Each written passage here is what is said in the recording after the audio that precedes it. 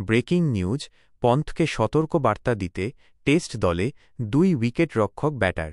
রণকৌশল বদলাচ্ছেন coach গম্ভীর। কলকাতা, দক্ষিণ আফ্রিকার বিরুদ্ধে দেশের মাটিতে আসন্ন 2 ম্যাচের টেস্ট সিরিজের আগেই ভারতীয় দলে বড়সড় রদবদল এবং রণকৌশল পরিবর্তনের ইঙ্গিত দিলেন হেড কোচ গৌতম গম্ভীর। জানা যাচ্ছে, দল পরিচালন সমিতি প্রথম একাদশে 2 জন উইকেটরক্ষক ব্যাটারকে খেলানোর কথা ভাবছে, যার মধ্যে একজনের জায়গা হবে বিশেষজ্ঞ ব্যাটার হিসেবে। মূলত তারকা ক্রিকেটার ঋষভ পন্থের অতি আক্রমণাত্মক ব্যাটিংয়ে অসন্তুষ্টির কারণেই এই সিদ্ধান্ত বলে বোর্ড সূত্রে খবর। 1. ধ্রুব জুরেলের উত্থান, বিশেষজ্ঞ ব্যাটার হিসেবে সুযোগ প্রায় নিশ্চিত। ঘরোয়া ক্রিকেটে দুরন্ত ফর্মে থাকা তরুণ উইকেটরক্ষক ব্যাটার ধ্রুব জুরেলকে প্রথম একাদশে বিশেষজ্ঞ ব্যাটার হিসেবে খেলানোর চিন্তাভাবনা করছেন কোচ গম্ভীর। বিস্ময়কর ফর্ম, সম্প্রতি দক্ষিণ আফ্রিকা দলের বিরুদ্ধে 140, 125 এবং 132-এর মতো ইনিংস খেলার পাশাপাশি শেষ 8 ইনিংসের 4টিতেই শতরান হাঁকিয়েছেন জুরেল। তার এই ধারাবাহিকতাই তাকে প্রথম একাদশের কাছাকাছি নিয়ে এসেছে। কার জায়গায় সুযোগ?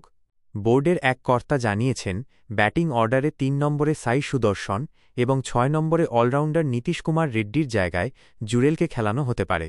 কারণ সুদর্শনের ধারাবাহিকতার অভাব এবং ঘরের মাঠে নীতিশ কুমার রেড্ডির বোলিংয়ের প্রয়োজনীয়তা কম বলেই মনে করছে টিম ম্যানেজমেন্ট। 2. ঋষভ পন্থের প্রতি পরোক্ষ সতর্ক বার্তা। চোট সারিয়ে ফেরা সহ অধিনায়ক ঋষভ পন্থকে প্রথম একাদশের বাইরে রাখা সম্ভব নয়।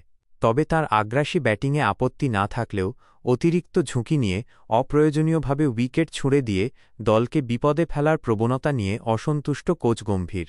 কৌশলগত পদক্ষেপ, বোর্ড সূত্রের খবর, ধ্রুব জুরেলকে প্রথম একাদশে রাখলে তা পন্থের প্রতি একটি পরোক্ষ সতর্কবার্তা হিসেবে কাজ করবে।